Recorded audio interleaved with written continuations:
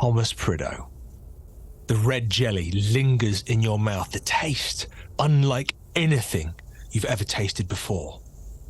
Sweet, sour, sharp, smooth, indistinguishable. But you like it. You can't help but like it. Red flashes over your entire vision, and then you come to. The aches, the cuts, the bruises from being dragged through the window in Prideaux Manor and across the floor, the grass, the gravel, all the way over to the lake by Mr. Stephen Jenkins himself. Those pains, they start to disappear. Could I ask you to give me a 1d8, please? Yes, you can. That is a 7. Then you gain, only up to your maximum, 8 hit points back. Ooh. Fully recovered? How nice. And as this red, gelatinous pulp, jelly, flesh is in your mouth and you have consumed it against your will, I'd like you to read out the benefits, please. Benefits to the flesh. Benefits to one who consumes the red gelatinous flesh starts with 1d8 plus 1 points of health, and then a temporary gain of plus 20 to their swim, plus 20 to their jump, plus 15 to their dodge, plus 15 to their strength, plus 15 to their constitution, plus 15 to their dexterity, plus 10 to their pow, plus 10 to their magic points, while losing minus 15 to their appearance for 1d8 hours. Could you roll a 1d8 for me, please? That's 4 hours.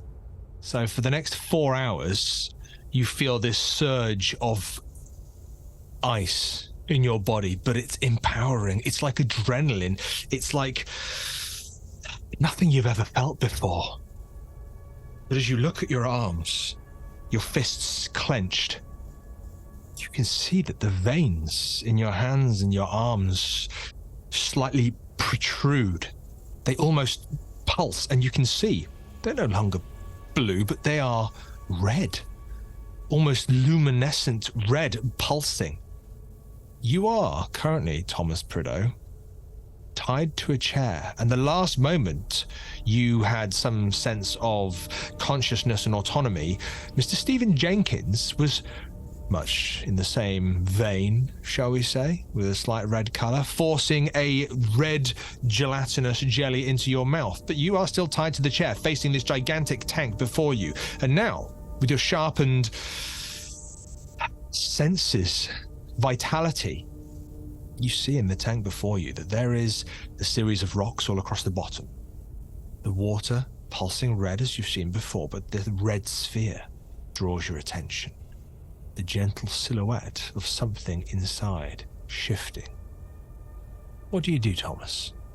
Feeling this rejuvenation, feeling this power that is suddenly swelling through me. I think Thomas is going to stand up. The chair should be no more of a problem. Can Thomas try and break through the bands that is holding him in? With your additional strength points, I'm going to allow you a strength roll with a bonus die. So that is a 53, but with a plus 20 to my strength, that is a 53 under 70. Ooh, so you do. Almost, Thomas, for one of the first times in your life, strength, the physicality, the challenge of the physical form, never really being something that Thomas has been able to take too much pride in, stands up in this moment, and the chair breaks upon you, like the tide dashing upon the rocks. And you stand tall. The chair and the ropes fall into the floor behind you. You find yourself in this dark, dank, muddied room. These rather large tanks, centrally this ginormous tank. And then you've seen there are 1, 2, 3, 4 other tanks, almost like a compass, north, east, south, and west. And behind you, behind the south and west tanks, but behind where your chair is facing the main tank, there are those tables that you saw, one of which you peered when you took the bag off your head, at a scaled, horrific-looking creature with a blinking yellow eye and its head sliced open, skull partly removed, with these metal rods pinned into what you can only assume is its brain. You have freedom. Is Jenkins still here? You don't know. I think looking around, trying to see Jenkins. Any sign of him?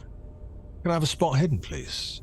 That is a 23 under 50. That's a hard success. You don't see Jenkins directly, but almost in the flicker of shadows, the oil lanterns on the walls, you can hear them petering, occasionally a drip to the floor, and the shadows flickering behind the tanks and some of these larger pipes that connect each tank. So you see the glass allows for the reflection to bounce off and then create a shadow in a different area. There is movement in here, and you've only seen Jenkins down here. So you may suspect that Jenkins is still here, but not making himself present to you. Thomas will call out to Jenkins, "Damn it, man, what the devil are you doing? Come and face me. What have you done? What have you done to me?" I brought you into our world, Thomas. Don't you want to be a part of the family? I am a part of the family. I'm a Prideaux. You will never be. Not a real Prideaux, even if you do intend to marry my sister. Thomas. We're not talking about that family. Don't you want to be more? Don't you want to be the best of the best? Society's tip-top of the ton? You'll never be that unless you can be more than they are. And what we're doing here, Thomas, what we're a part of, is making you better. Making you more than you've ever been before. Better? You can do that? Don't you feel it?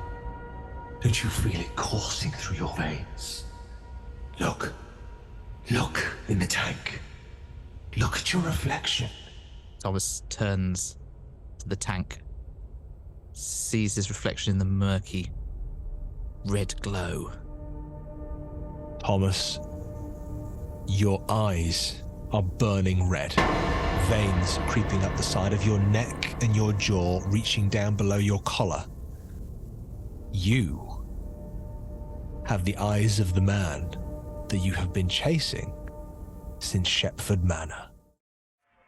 Reverend George Prideaux, you've just seen the face of your nephew, Thomas, in the reflection of this glass. Your body is freezing cold, and you stare and you see this red orb pulsing in this tank before you. You think it's trying to... Can you give me an intelligence roll, please? Okay, let me see. He's a smart cookie. Is he a smart cookie today, though? He is. 76 versus 80 success. You feel like this red orb might be trying to commune with you. Okay. In my mind, do I hear it speak? Is it throbbing in my chest or something? What does it appear? How do I get this feeling? Yes. Oh, I see. Okay, Do like all that of is those it. things, yes, at the same time. Can I ask how, in this moment, this vision, the glass is before you. There's the reflection of Thomas. There's inside the tank, the rocks, the water, this red orb. Are you pressed against the glass? Are you stood away from it? Are you... What are you doing? Where are you? He is just in awe at the moment. He hasn't moved at all from where he's first appeared, so to speak. He is looking out at whatever he can see. And is this orb emanating into the water? Well, you're on the other side of this glass, but you can see that when this red orb pulses, there is this almost trickle of red that, as you say, emanates, ripples in this water. But the water is still. There doesn't appear to be a tidal current. And with your intelligence roll, you can see that this is a contained tank. Okay. But you hear a voice on the next pulse. Can you roll a 1d4 for me, please? And that is a 4. You hear, as you say, in your head, in your chest, do you feel it? Do you hear it? Yes, you do. And the word you hear is... He is looking around now for where that voice might have come from, whether he's... Has he seen Thomas in the reflection, standing behind him at the same time he's heard this voice? You look in the reflection. Yeah. Thomas is gone. But there's nobody behind me either. Would you like to turn around and look? He will steel himself and do one of those slow turns around where he looks behind himself. As you begin to turn around in the room, you hear this dripping and this almost piston of noise, and the room is dark. It's hard to see anything, but standing a mere foot away from you is the silhouette of this human-like creature. But the eyes, Reverend, the eyes, they're not red. Oh. And they're not where you would expect them to be. On the sides of this humanoid's head, you see these two eyes, yellow with slits, blink. And then it lurches towards you and makes its move. He's going to jump out of his skin? Can you give me a dodge roll, please? He certainly can. That is a failure. 57 versus 42. You go to jump out of the way, but you fall backwards and you're lying on the stone floor in the church. Reverend Giles Marsh is standing above you, big, wide grin on his face. The three parishioners who are here for communion, the two men and the women, they're all standing, kneeling next to you. You're lying on the floor, having fallen down. They look concerned. The woman, though, who you had your fingers on her head, you saw this vision through her. She is smiling. She is smiling. Her eyes wide, as if she's seen something. And it's Reverend Giles Marsh who kind of reaches down and grabs your arm, and as he pulls you up, oh, Reverend, I told you, didn't I? Miracles happen. You saw him, didn't you? I saw something, that is for sure. Yes, of course I know, yes. Goodness me. And he kind of clicks back in and says, did I do it right? Was that adequate, Reverend? Wonderful. Just as you're processing this, can I ask you for 2 quick rolls? Can I have a constitution roll firstly to see how you are? Yeah. And then, let's be honest, a sanity roll. I was waiting for that. So constitution is a 51 versus 60 success. Can the Reverend keep it together? Oh, that's an extreme success. He's getting used to this. So, yeah. Okay, so there is still 1 point of sanity loss because you have just witnessed something so unique, but with an extreme success. There is that, whether it's active or whether it's a survival mechanism, a psychological survival mechanism where you are... I'm only dreaming, yeah. But with 1 point of sanity loss, there is a hint there that it isn't a dream. Something has changed in you. Oh, it has, yes. But you fell. You're okay. The Reverend Marsh is picking you up. He's holding your arm now and going, "Oh, come on, Reverend. Thank you for letting Reverend Prideaux conduct this. You've been wonderful. I'd like absolutely wonderful. If you I'm sorry, I didn't catch your name, Miss. Oh, well, that, and she pipes up. She interrupts Reverend Marsh. Christopher. Miss Jane Christopher. I'm glad I could be of service to you, Miss Christopher. And she just looks at you. Let's have a psychology roll. I would say, Charlotte, you are outside the church. I'm not convinced you need a listen roll to have heard this unique kind of fall, the scuffle, the gasps, the wonderful talking. You have heard this commotion inside the church. So no need to roll. I'll ask you whether you'd like what you'd like to do. Charlotte is going to look back over her shoulder at the church and then back at Philippe, or where he was standing just a minute ago. Is he still here? Yep. I've got to go back. I'll just be a few moments. I don't know. There's something happening in there.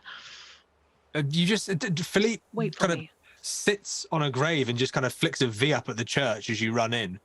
And yeah, he's just kind of sitting there. I mean, you know what Philippe's like. He's, church is not his scene. And these Byronic types.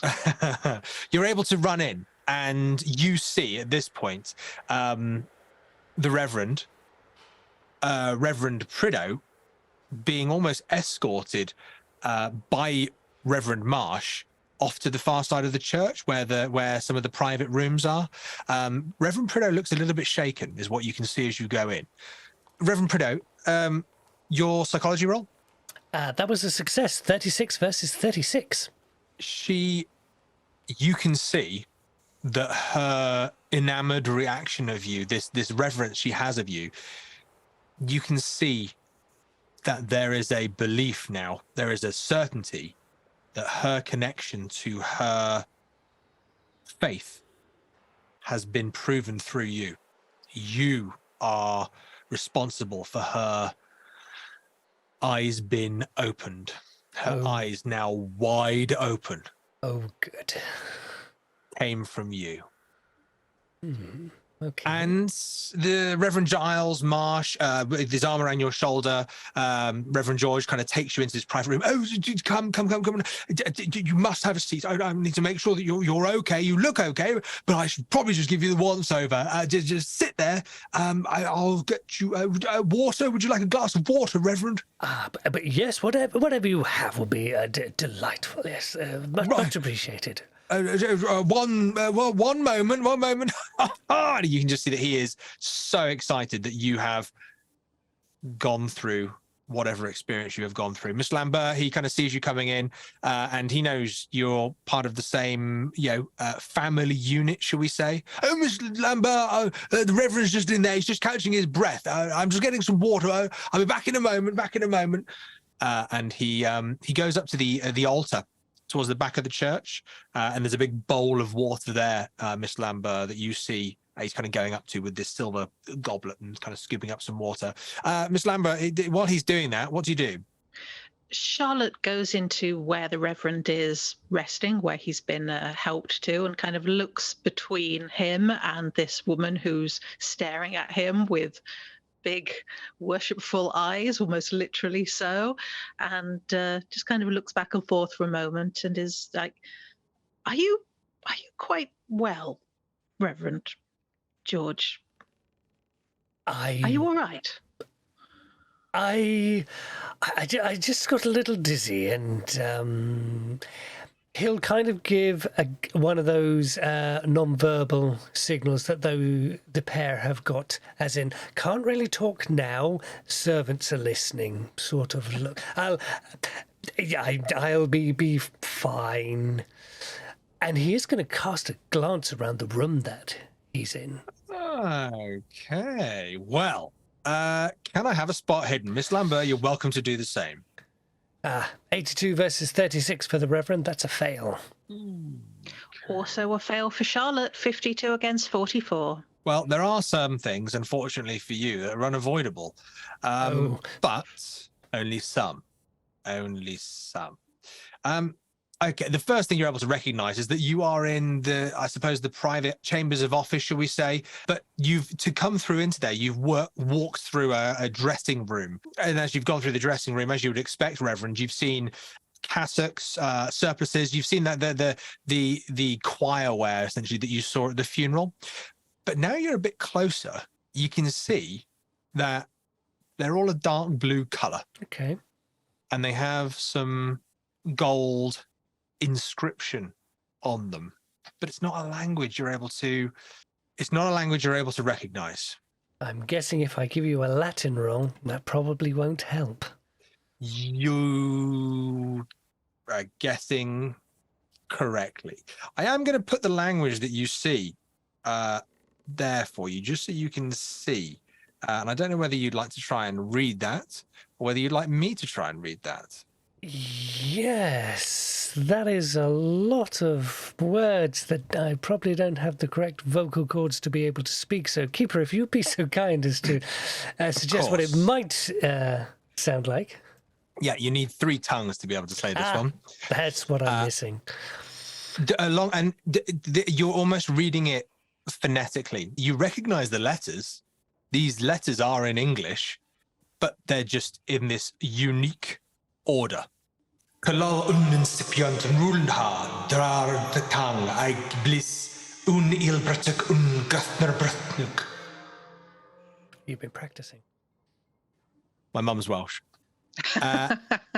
You you see this embroidered around the cuffs. Mm. You do also see that the Reverend in his office has a few books on the desk. He does want to ask if he can borrow a Bible. Okay. But on the he will move closer to the desk to see if there is such a spare Bible that he might be able to, and peruse the other titles, and maybe sort of gesture to Charlotte to just keep a lookout. Just keep a lookout. See if he's coming back. Well, you look at the books. There's 3 books stacked on top of each other, each one with a leather-bound cover around it. But what you recognize is that they're not published books. Ooh. They just sit on top of each other. Mm-hmm. Your actions are your own. The Reverend Marsh only offered to get you a glass of water. So in terms of his return, might be rather imminent.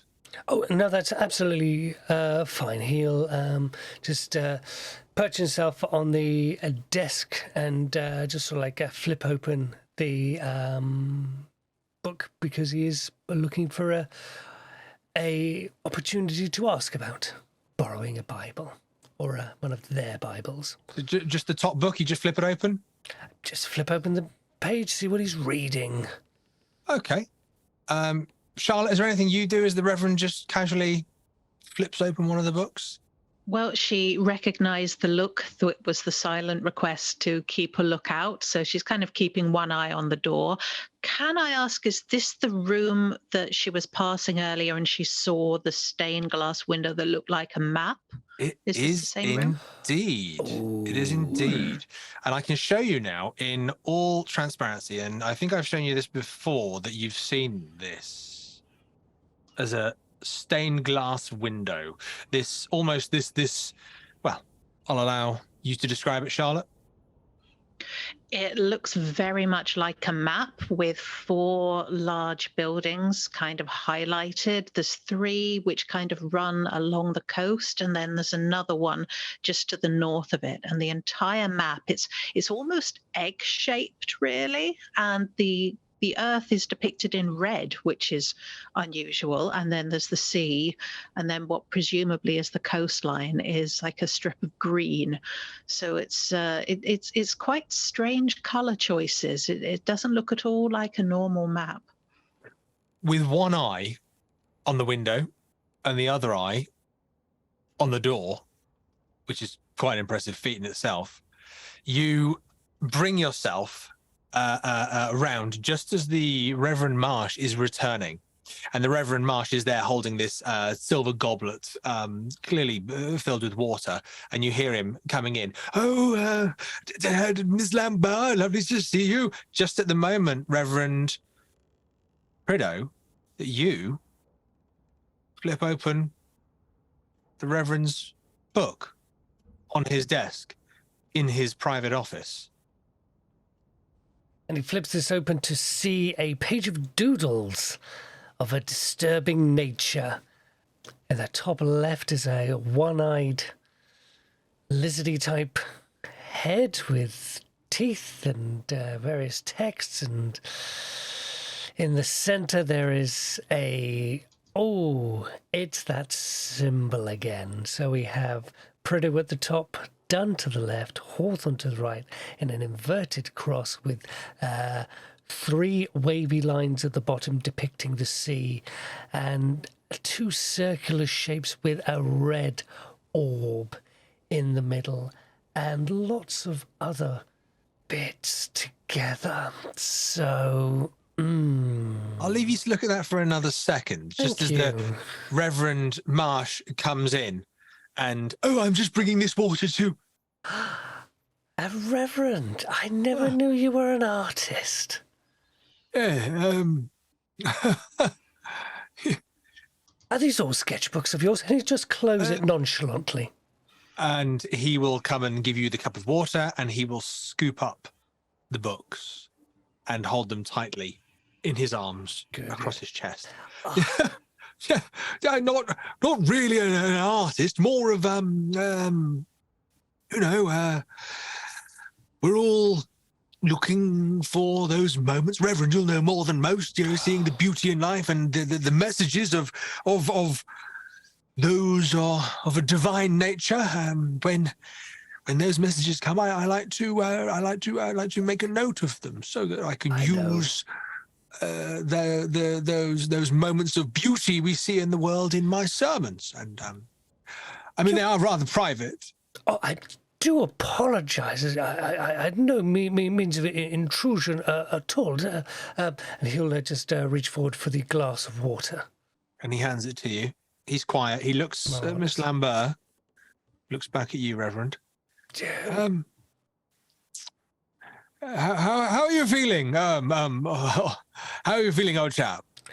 He's going to take a sip of the water and say, do you know what? I think I need to write a few things down myself. You've done a great service to me today. I wonder, that's what I meant to ask you. Do you have a Bible I could borrow? I couldn't find one at Prideaux Manor, and it would be very useful to understand what visions I have seen today. Yeah, if you're really interested, you really. Of course. The look in Miss Christopher's eyes, I really do feel I did her a good service today. Oh, you did. Oh, you did, and you did all of us a good service. You did the whole of Kingscombe. Oh, you were too kind. You were too kind. No, Reverend. I will. I'm not usually one to hold people to ransom in such a way, if you will forgive the phrase. But the service today, the communion you've had, your insight, and he taps the books in his arms. I feel like we have given you a lot today. Reverend, there is something I would very much love to have from you. Of course. Simply say I am merely a guest in your fine church here today. Anything I can do to repay your kindness, you need only name it. I will name it now. We are engaging in a baptism in a day or two, and I would want more than anything for you to be there, Reverend, to help me conduct the ceremony. It's very important. It would be my absolute pleasure, Reverend Marsh. I cannot begin to wonder what that ceremony is going to be like. Oh, it's wonderful. It will change you. I'm sure it will change us all. Seeing such a sweet young child baptized into the Church of God and his protection and love and comfort. May those dreams come true for us all. Yes. Miss Lambert, you are obviously also welcome to attend the baptism should you wish. I will make a note for the reference and send for the Reverend, and when that time comes, the Reverend may bring with him who he wishes. But Reverend, it is most most important that you are at that baptism. Of course. And did you say you had a spare Bible I could look upon? Yes, of course.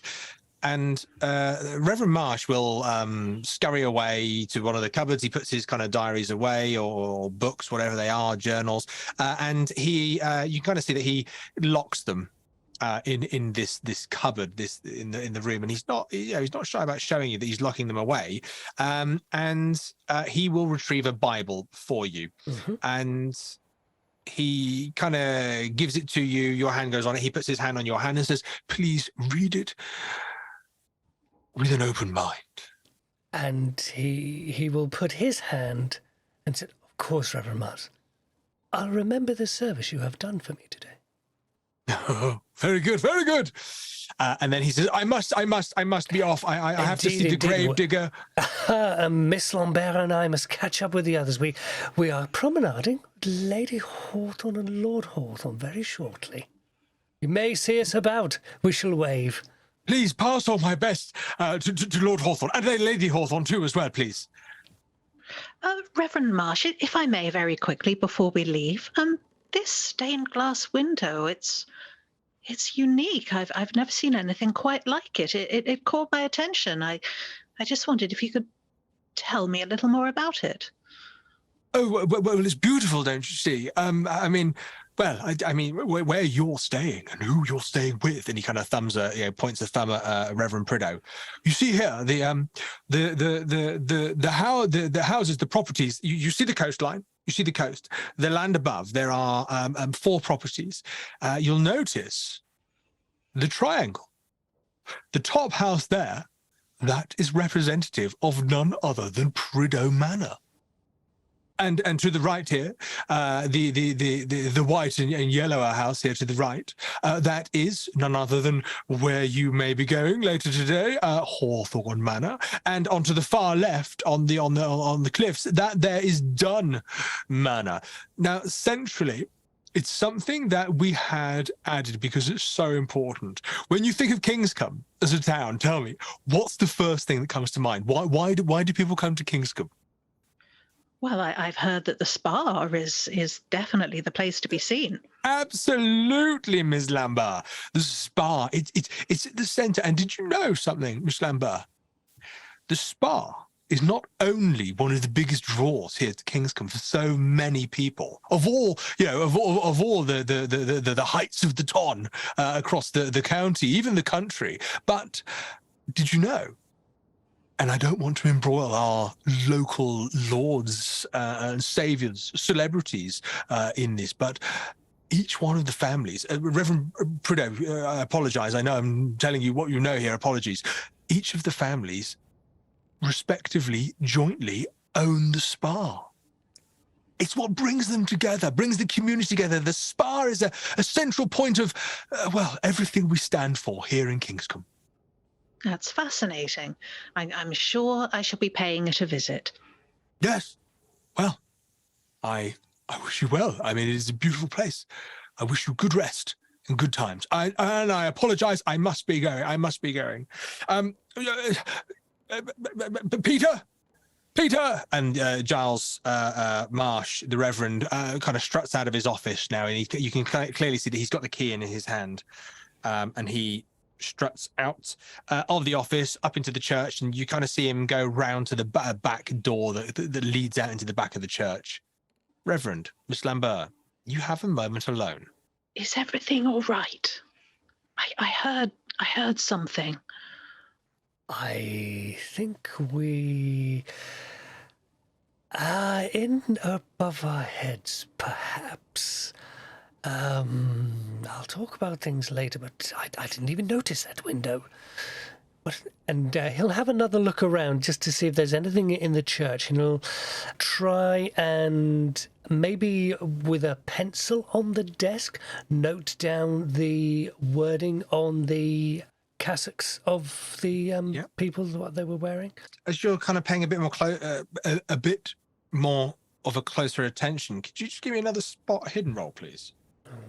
Give it a go. Is that just the Reverend, or do you want one from me as well?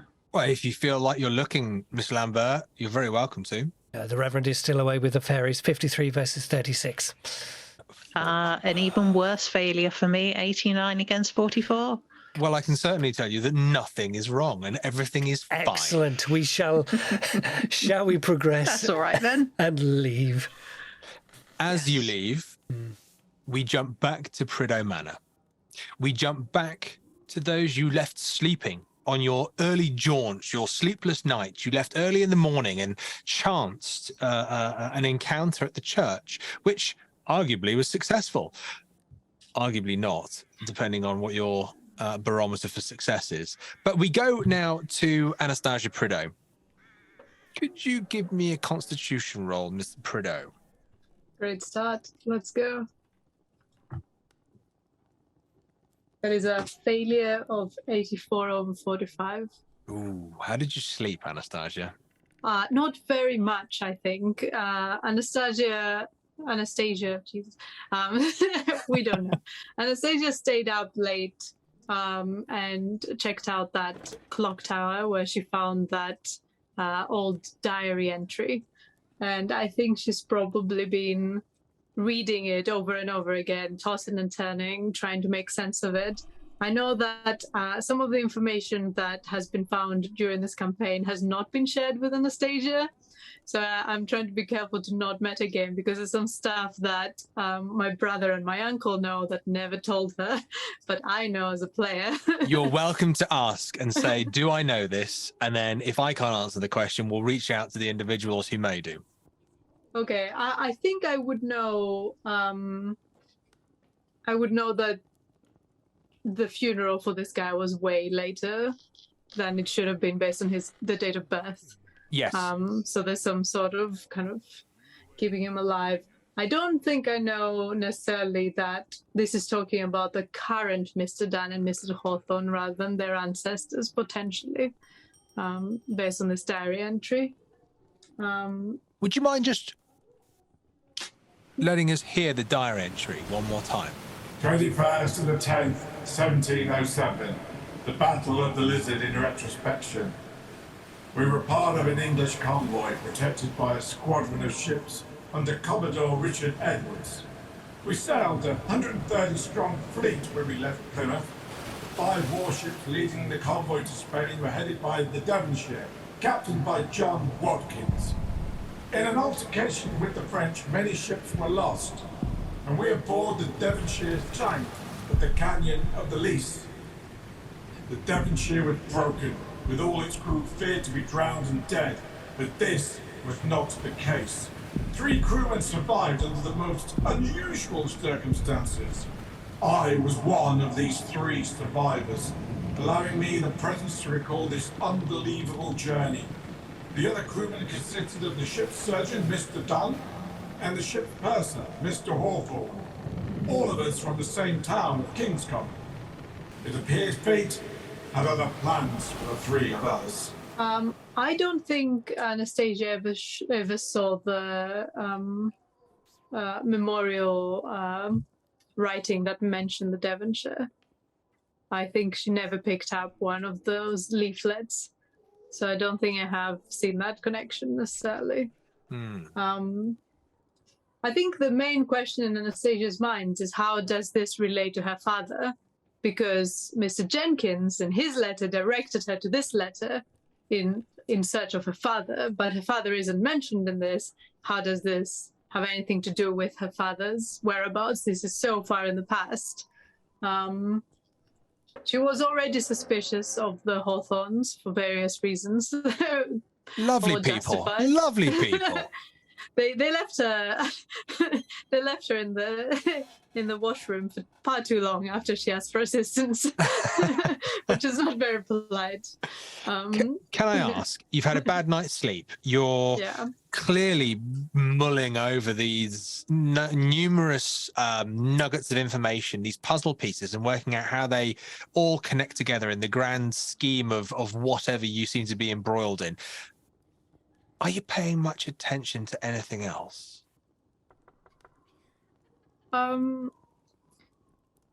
I think there's definitely a little bit of fear and paranoia of the Jenkins factor. because it wasn't that long ago that she remembered the memories of last night. It was only when she was washing her face that she remembered what happened the night at the dinner party. So And I think still, she's a bit paranoid. there are moments of fog in that memory. Red fog. It's not quite all there yet. Mostly, not quite all. Can I ask you, Anastasia, to give me a listen roll? Mr. Burrows, wherever you are in the manor house as well, I too request a listen roll from you. Gladly. Ooh, that is an extreme success of 2 over 40. Paranoia serves you well.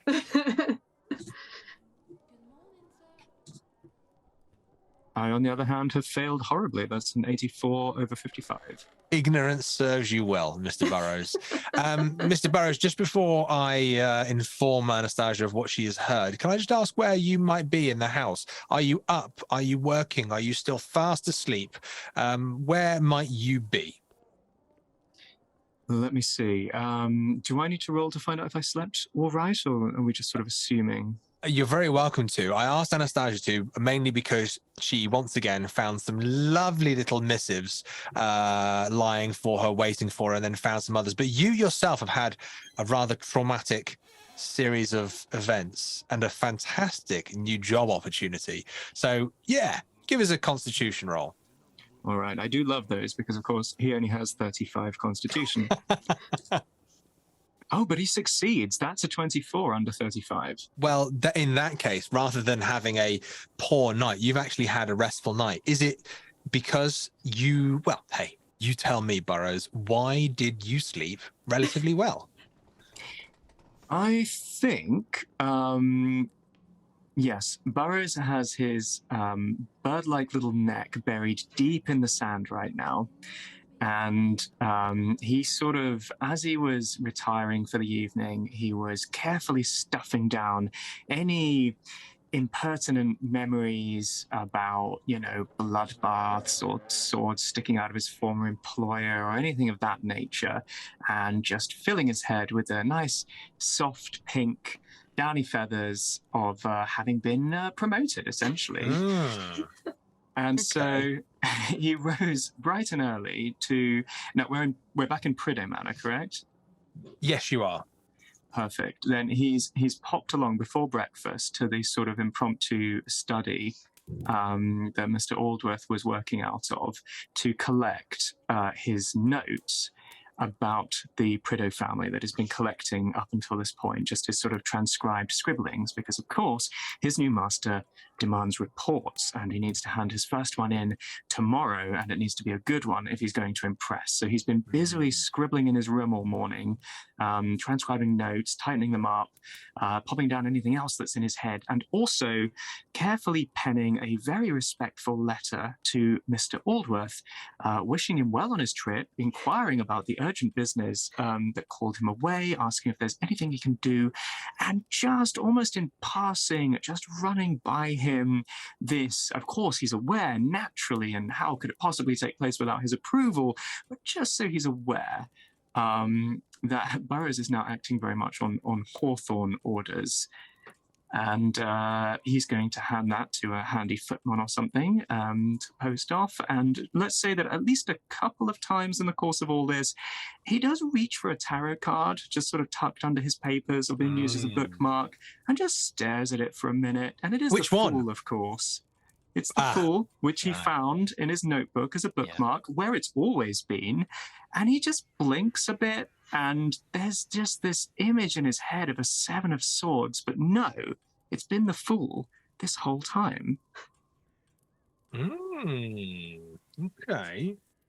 Denial. Well, that's very good. Yeah, well, it'll get you through.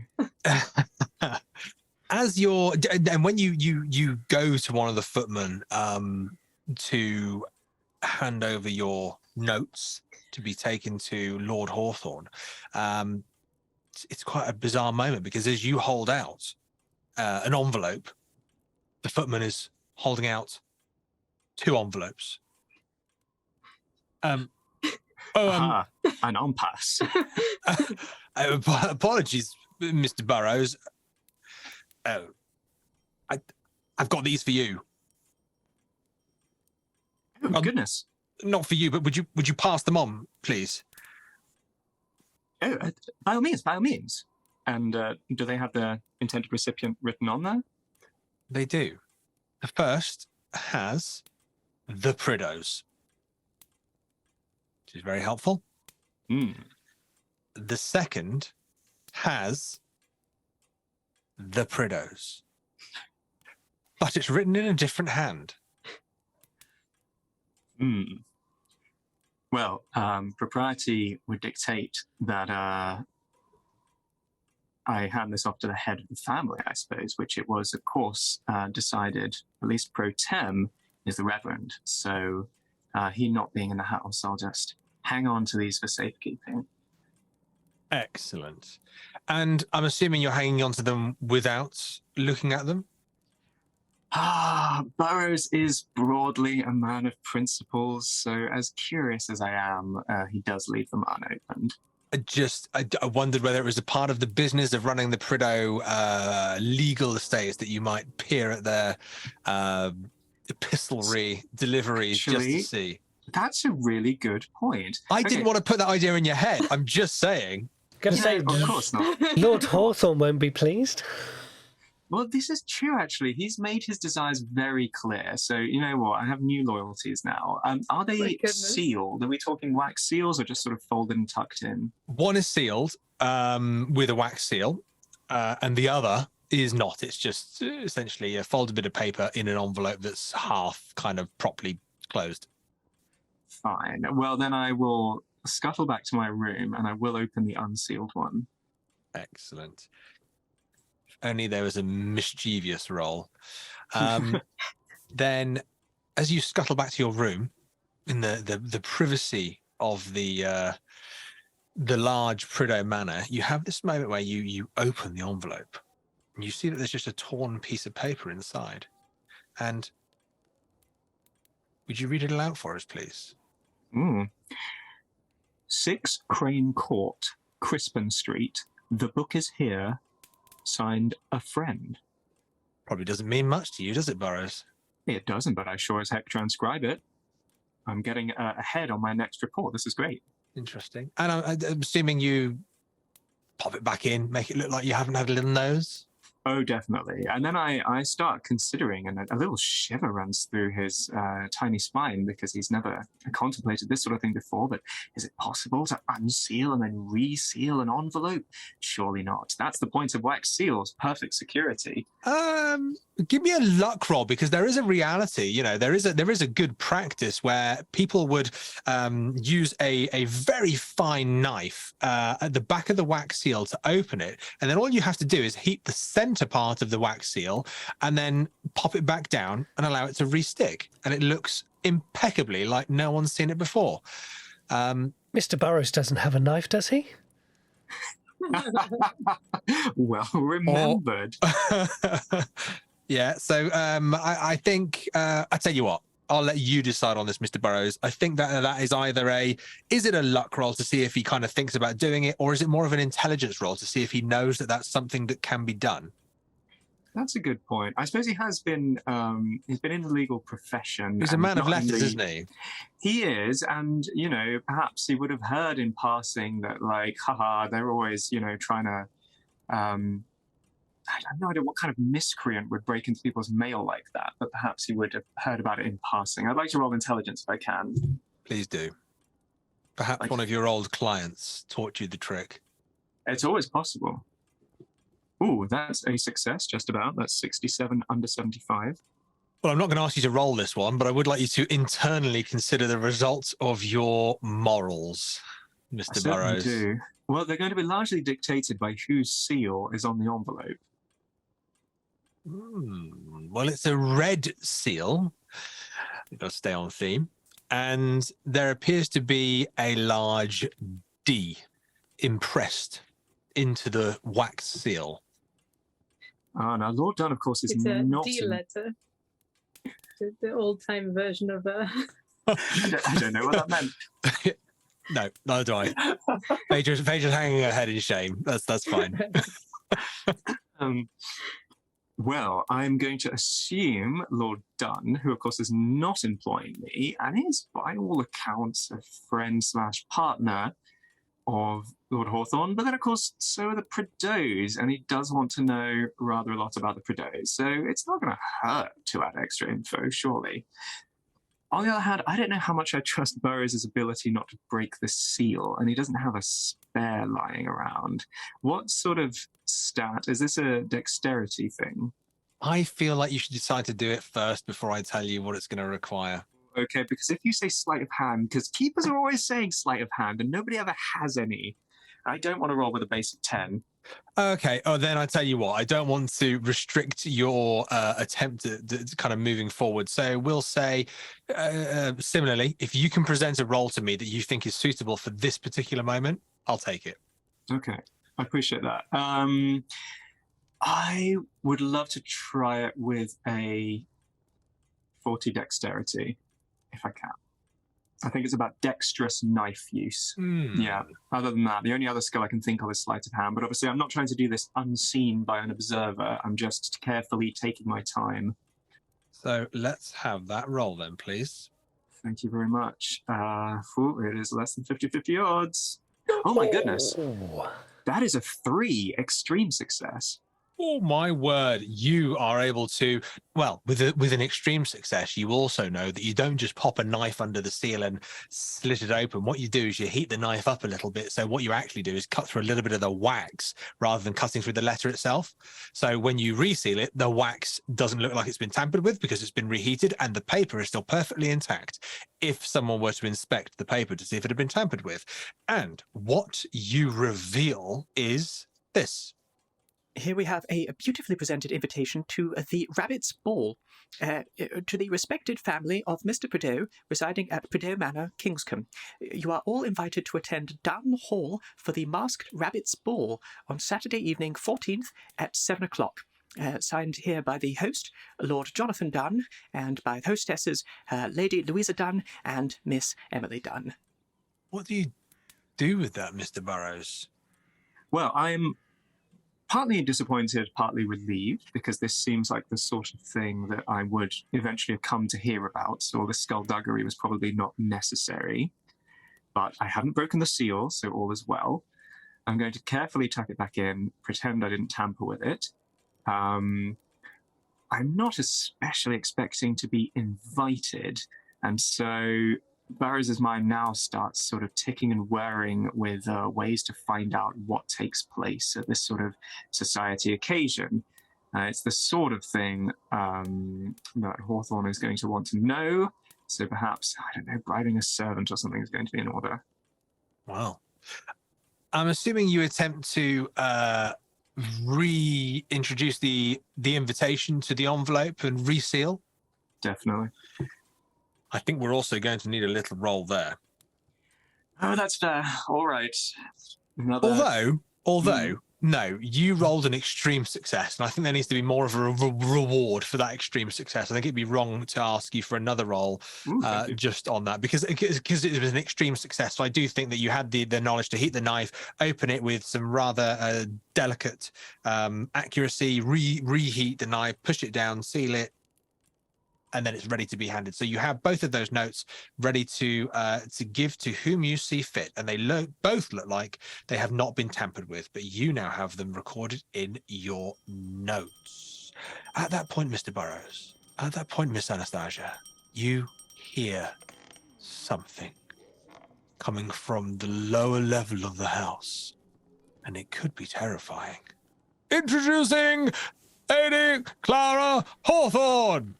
An announcement of an arrival at Prideaux Manor has been made. Have we both heard the same thing with my extreme success and Burrows' failure? Well, because he removed himself and he went to the servants and then placed himself in another room, he hears this, but not quite rightly. He probably doesn't hear it the same way as you. He knows. I'm going to say, Burrows, thank you for that. He knows someone's arrived, but perhaps not who. In fact, Burrows, Burrows, thank you, Anastasia. Thanks Burrows, for reminding everyone. All you hear I was hoping to get more information, to be honest. maybe this is it. Yeah, rather than more information, it's less information. I quite like the idea that Burrows hears, announcing Hawthorne! For Burrows, that might be what we commonly refer to as a trigger. Miss Anastasia, you hear the announcement very clearly. You know that Lady Clara Hawthorne has turned up to the manor house, but you also know that in these situations, Lady Hawthorne would not be asked to wait in the hall. She would be taken to a room where she could be provided with a refreshment, but she will be waiting for someone from the Prideaux household to attend her. Do I know that everyone else is gone? No, you don't. Your brother is supposedly elsewhere. Wasn't he visiting the Kingscombe Spa yesterday? Quite a long time. He's probably back. He's probably in his room. I think Anastasia doesn't really take responsibility for this kind of thing. She assumes that the Reverend is going downstairs to handle this. But, you know, now that you mention it, she hasn't seen her brother at all.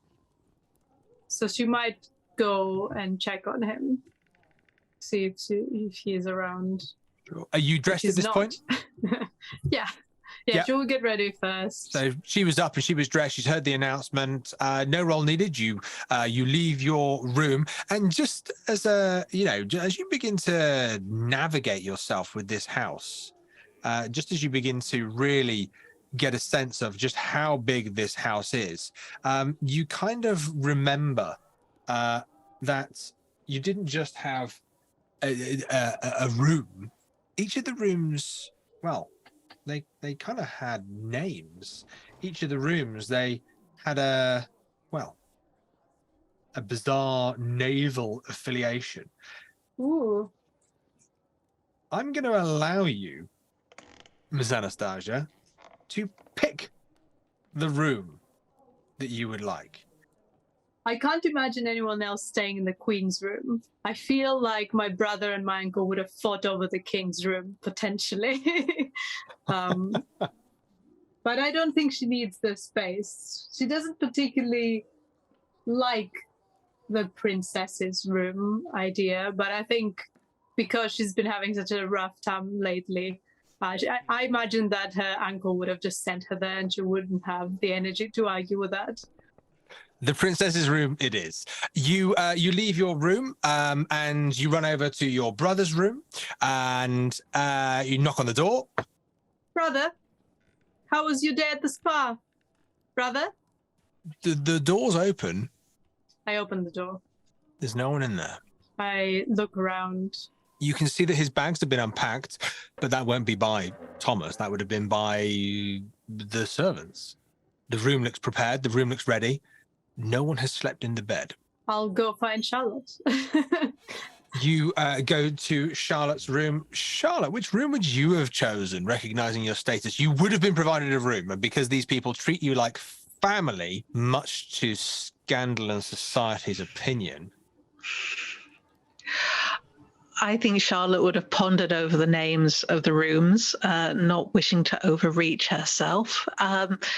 I think she kind of would have assumed that Anastasia should have been in the Queen's room, essentially. But since she isn't, and didn't Philippe say that she should be treated like a queen? She really should. Didn't Philippe say that?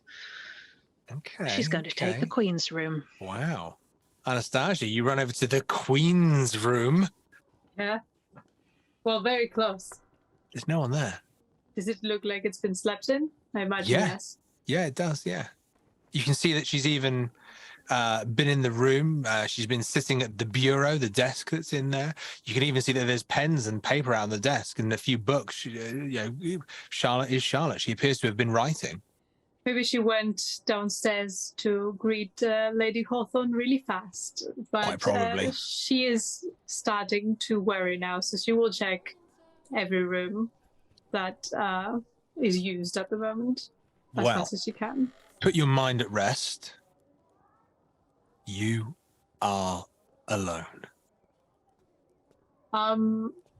I think she will also not be knocking at this point necessarily. She will either do a quick knock and open the door. And she will also check Mr. Burrows' room. Burrows, you were in your room, weren't you, with the envelopes? Yes, I think earlier when he was making his notes, he probably would have set up at a smaller desk in Aldworth's study, or the study that Aldworth was using. But while he was prying other people's mail open, yes, very much in his room. And Burrows' room isn't on the first floor. Burrows' room, as you would expect, is in the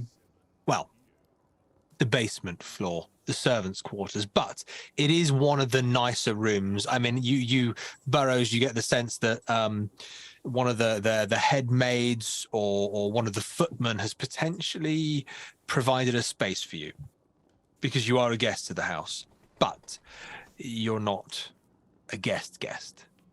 Neither upstairs nor downstairs, living in the margins. Exactly, the margins of the ledger. So, Anastasia, you can run downstairs to the servants' quarters to check for Burrows if you like, but you would be passing, potentially, Lady Hawthorne. Oh, yeah. Okay, I will go that way, prepared to greet Lady Hawthorne, assuming that she is being entertained by the Reverend and by Charlotte. And you go downstairs. You can hear one of the servants talking very professionally, more so than they have done in the flitted nature of the Prideaux all arriving, putting them a bit back to the foot. But now you can hear one saying, "And of course, my lady, if you would like anything to drink or to eat, we can provide whatever it is that would suit your needs." And you hear Lady Clara's voice replying, "Oh, well, it's a little early for a glass of claret. But I don't suppose one would happen to have a nice cup of tea, would you? Get myself ready and prepared for a bracing walk along the promenade this morning."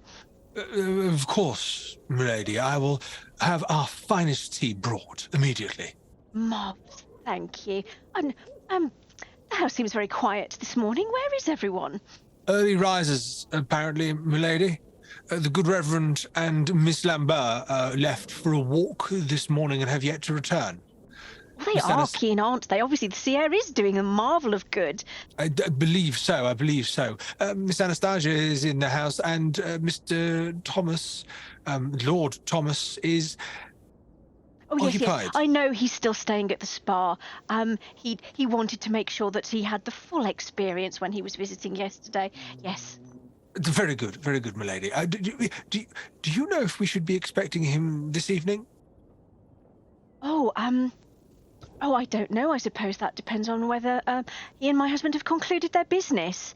I shall have to check with Lord Hawthorne later about that. Very good, milady. Forgive me for asking. Just in terms of preparation of the house, I'll bring your tea immediately.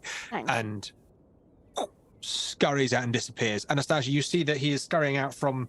There is a blue parlor. So there is a study and a blue parlor that is. As you're going through the main hall, you kind of bring yourself through these beautiful rooms. You've seen the swords and the naval paraphernalia on the walls, all these things that relate to these naval lifestyles that these people have had. This life on the tides and the waves. And you see the design of the house is very much resplendent of the thematic ocean and what it brings. But you know Lady Hawthorne is in the blue parlor, just around the corner. So she hasn't seen me? Not yet. You saw Have I heard all this? Yeah, absolutely. Unless you peer around, you can't see that she's alone. Okay. I think Anastasia aims to poke her head in, greet everyone, and then just, make sure everyone's okay, but then kind of leave again. So she will walk into the blue parlor to say hello and good morning.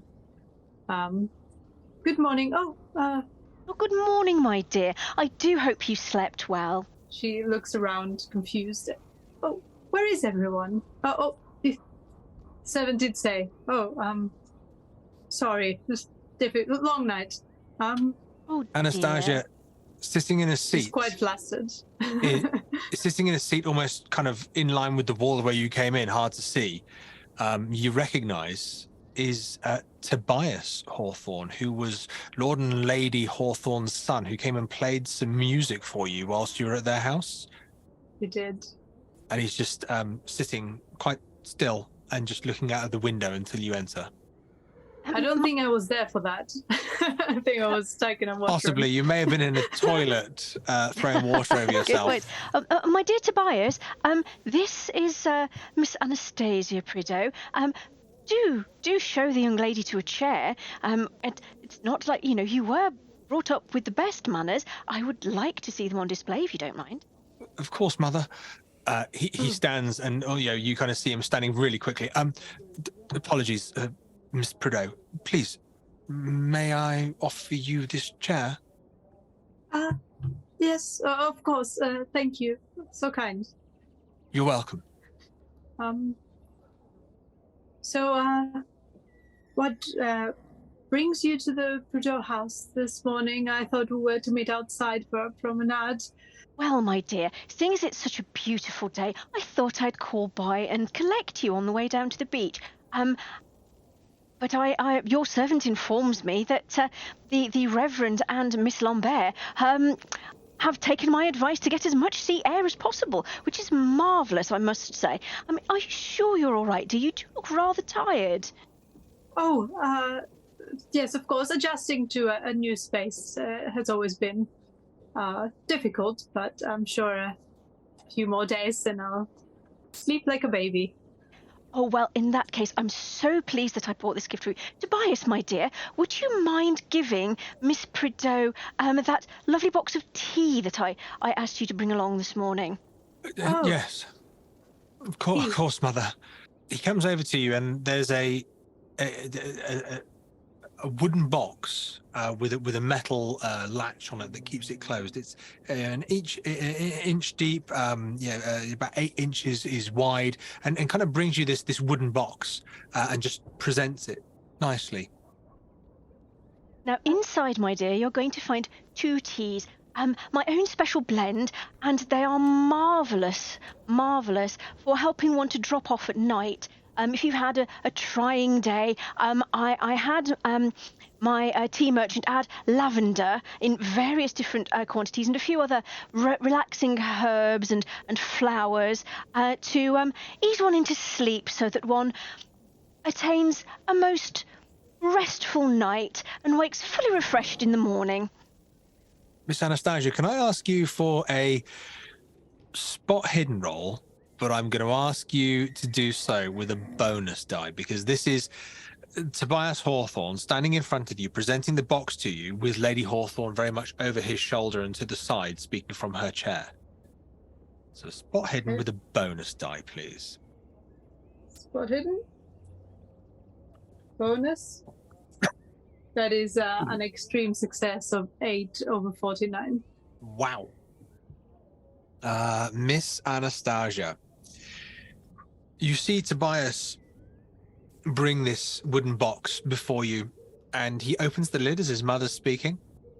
And as you're looking at these 2 different teas, which are the leaves broken down, they're very much ready to be put in the strainer over your cup.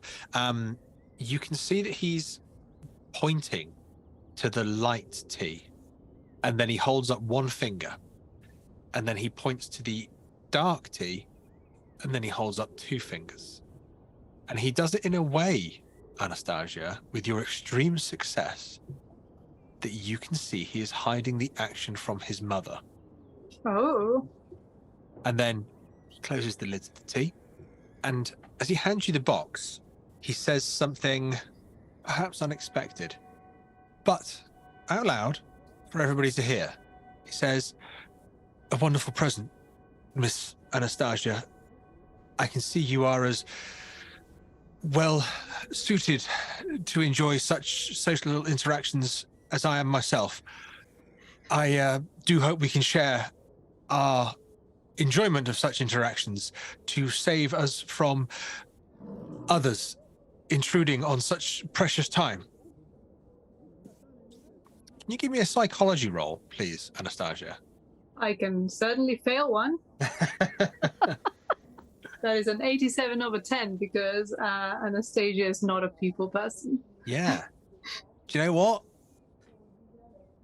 With a complete fail like that, in terms of failing forward, what you get is... I like him. Yeah, neither He's is he. like a cool guy. He's not a people person either. He's not a people person either. And you get that. And you can kind of see, well, Lady Hawthorne, how do you know, when Tobias speaks like this, how does that make you feel? I'm going to roll my eyes, basically, make a gentle tutting noise, as members of the aristocracy are wont to do. And so, oh, Tobias, I see we still need to work on your presentation with the young ladies of the ton. Never mind. I'm sure we can improve that. Why don't you retake your seat, my dear? Yes, Mother. Of course, I can be better. Of course. Good. And he sits respectably and quietly. Anastasia does not quite know how to carry this socialization thing by herself. So she does leave a few moments of silence, and then, you know, her mind starts running to what has been concerning her rather than what Lady Hawthorne is doing.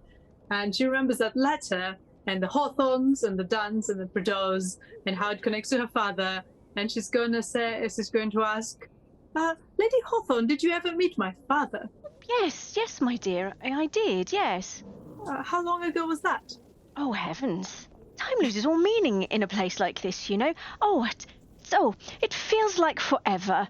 But a lady, of course, doesn't like to admit her age by elaborating on such things, if you catch my meaning, my dear. I think so. And, so it's been a while, then. Oh, yes. Obviously the Duns, the Prideaux, and the Hawthornes have known each other for a very long time. Each generation of the family. Ooh. And, You're right, my dear. You're looking quite pale.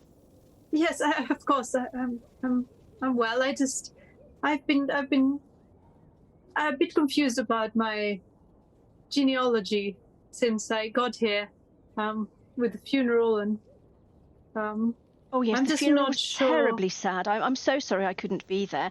But, I mean, I'm sure this must be all so overwhelming for all of you. You just don't worry about it. I'm sure the tea will be here soon and you'll feel so much better. And then we can go down to the beach and we can have a jolly game of Pall Mall on the sand, and I'm sure you'll feel so much better for that too.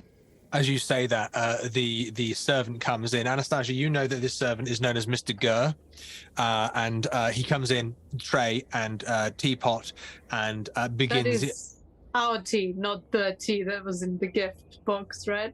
Are you asking Gurr, or are you asking me? I mean, I was given a box. The box is in your hands. Okay, so it's not the box tea, because you have the light tea and the dark tea. I'm not ready to be drugged yet.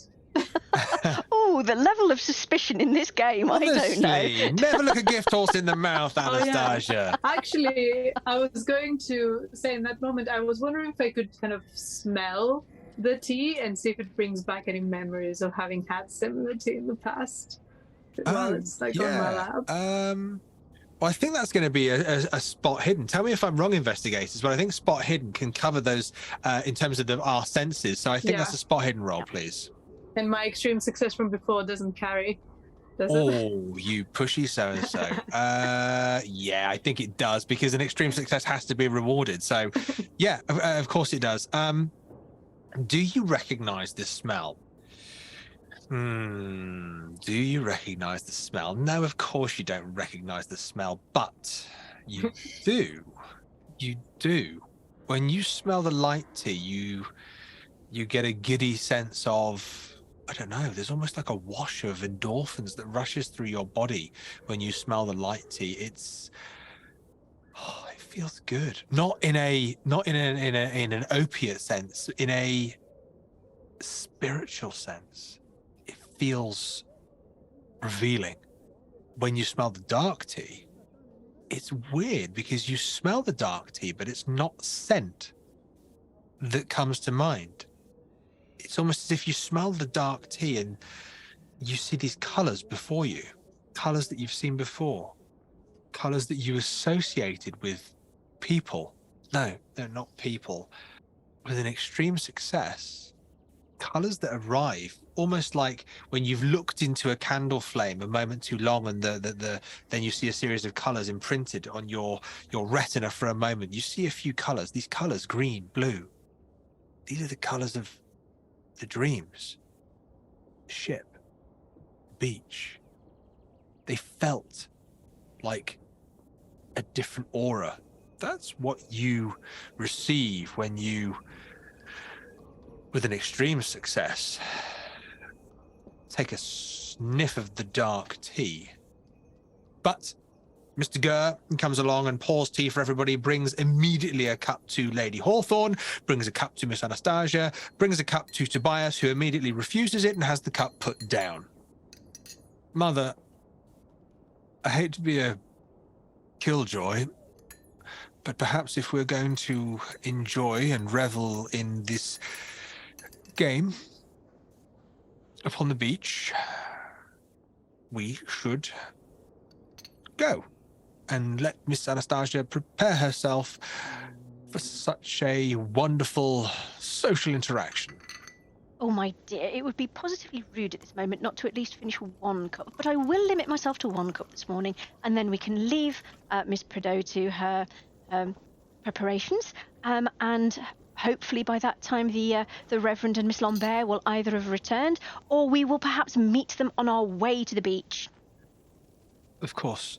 Mother, would you allow me to prepare the carriage? Oh, yes, of course, my dear, yes. Miss Anastasia, it has been a delight. A delight.